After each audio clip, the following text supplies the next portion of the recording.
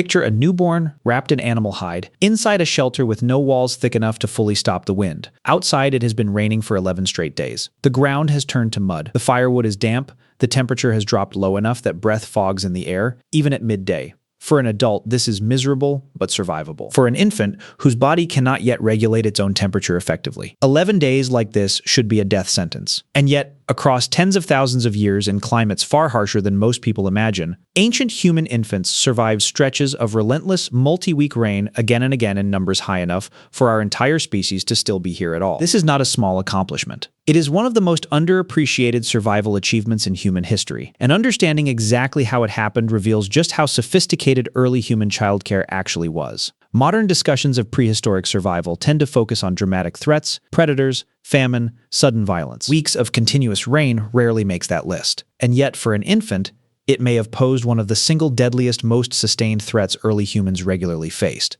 To understand the scale of the problem, you first have to understand how genuinely fragile a human infant is compared to almost any other newborn mammal on the planet. Human babies are born with almost no ability to regulate their own body temperature, extremely limited fat reserves, and immune systems that offer only partial protection against the kind of sustained cold and damp that prolonged rain produces. A newborn losing body heat during a multi-week rain event is not a slow, gradual danger. It can become fatal within hours if the surrounding environment does not actively compensate for what the infant's own body cannot yet do. Modern researchers studying hunter-gatherer societies that persisted into recent centuries, groups whose childcare practices likely preserve techniques stretching back tens of thousands of years, have identified several overlapping strategies, each addressing a different piece of this exact problem. The first, and arguably most important, was shelter engineering, and archaeological evidence shows this was far more sophisticated than most people assume. At sites like Sibudu Cave in South Africa, archaeologists have uncovered layered bedding dating back roughly 77,000 years,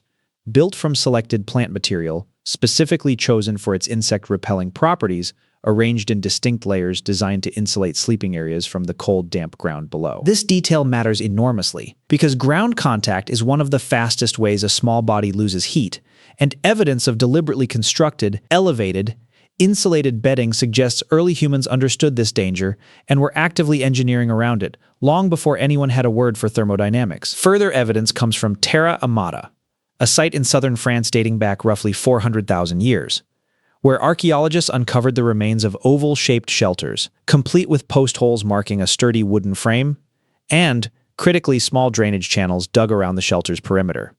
Those drainage channels are the detail worth sitting with. Someone, sometime around 400,000 years ago, looked at where rainwater naturally pooled during a storm and deliberately dug a trench to redirect it away from the sleeping area inside. This was not accidental. It required observing a repeated pattern, predicting where water would flow during the next storm, and investing real labor into a solution before the rain even arrived. Inside many of these ancient shelters, archaeologists have also found evidence of central hearths, positioned specifically at the heart of the sleeping space, surrounded by patterns of debris suggesting people slept in a tight radius around the fire, closest positions likely reserved for those most vulnerable to cold. Maintaining that fire during weeks of continuous rain was itself an enormous undertaking, requiring dry fuel to be gathered and stored well in advance, protected under overhangs or inside the shelter itself, anticipating a rainy stretch before it fully arrived. Ethnographic studies of hunter-gatherer groups describe fire maintenance during extended wet seasons, as a role often assigned specifically to certain members of the group, tasked with continuously feeding, shielding, and monitoring the flame, sometimes working in shifts through the night, ensuring it never fully went out. Because relighting a fire from scratch using wet materials during a multi-week storm could be nearly impossible. A fire that survives 11 straight days of rain is not luck.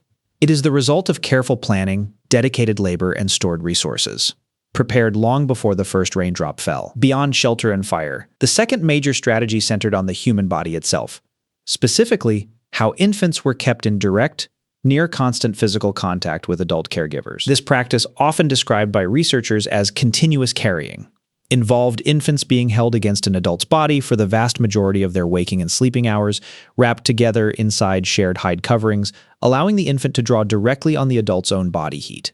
This is not simply a comfort behavior. It is a highly effective thermoregulation strategy, allowing a fragile infant to essentially borrow a fully functioning adult heat regulation system at exactly the moment its own system is least capable of managing sustained cold and damp on its own. Studies of skin-to-skin contact in vulnerable infants conducted in modern clinical settings, have repeatedly confirmed just how effective this kind of direct body warmth transfer actually is, technically termed kangaroo care today, but functionally identical to a survival practice ancient caregivers likely relied on instinctively long before any clinical terminology existed to describe it. During extended rain, when shelters themselves might struggle to stay fully dry, this direct body contact likely became even more critical, a mobile, adaptable backup system that did not depend on any single structure holding up against the weather. The third major strategy involved something researchers now call alloparenting, the practice of childcare being distributed across multiple adults within a group, rather than resting entirely on a single mother. This detail matters enormously during a prolonged crisis like weeks of continuous rain,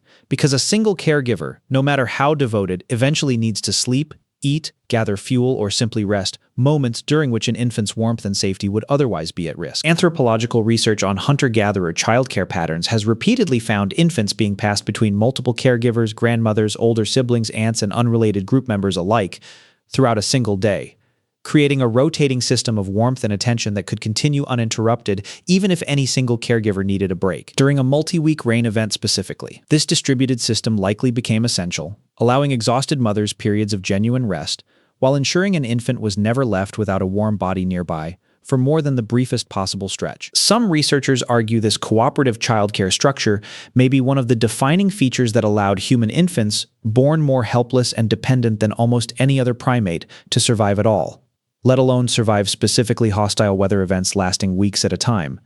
This distributed caregiving model likely carried a second, less obvious benefit as well. With multiple adults invested in a single infant's survival, the loss of any one caregiver to illness, injury, or exhaustion brought on by the very storm they were enduring did not automatically mean the infant's care collapsed along with it. The system had built-in redundancy long before anyone thought of it in those terms. Nutrition presented its own distinct challenge during prolonged rain, since sustained storms often disrupted normal foraging and hunting patterns, reducing the calories available to the entire group at precisely the moment those calories mattered most. Breastfeeding mothers, researchers note, appear to have received deliberate caloric prioritization during food-scarce periods in many documented hunter-gatherer societies, group members redirecting stored or foraged food specifically toward nursing mothers, protecting the one direct nutritional link, keeping an infant alive when solid food gathering became difficult or impossible. This was not simply generosity. It reflected a clear, if unspoken, understanding that an infant's survival depended entirely on its mother's ability to keep producing milk, even during a stretch when food for everyone else had become scarce and unpredictable. Archaeological evidence of stored food, dried meat, cached nuts, preserved plant material, found at sites associated with extended winter or wet season occupation, suggests early humans were not simply reacting to bad weather as it happened, but actively preparing for it in advance, stockpiling resources during more abundant periods, specifically to survive the leaner, wetter stretches they knew from experience would eventually come.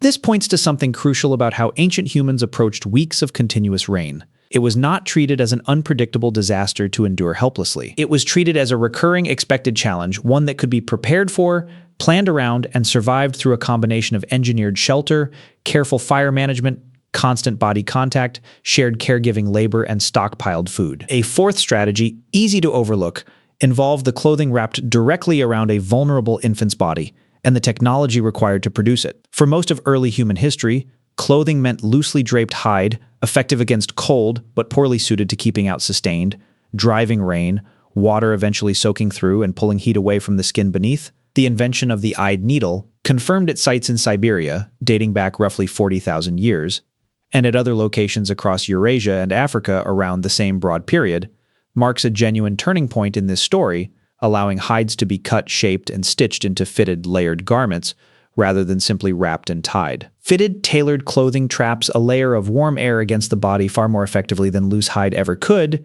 and multiple stitched layers could be combined specifically to shed water rather than absorb it, a critical difference during a rain event lasting not hours but weeks. Researchers studying wear patterns on ancient bone needles and the distribution of hide-working tools found at sites associated with harsh, wet climates argue that this shift toward tailored clothing likely had an outsized impact on infant survival specifically, since infants, wrapped tightly against a caregiver's body, depended entirely on whatever layer of hide separated them from the rain outside. A poorly made wrap failed quickly once soaked through. A carefully stitched, layered garment, produced by someone with real skill and dedicated time, could keep both infant and caregiver meaningfully drier for meaningfully longer through exactly the kind of prolonged storm that mattered most. None of these strategies worked in isolation. A well-drained shelter meant little without a fire to keep its occupants warm. A fire meant little without dry fuel stored in advance. Continuous body contact meant little without multiple caregivers sharing that exhausting responsibility. And none of it meant much without food reserves to keep a nursing mother producing milk through weeks when normal foraging simply was not possible. Together, these overlapping systems formed something that functioned less like a single solution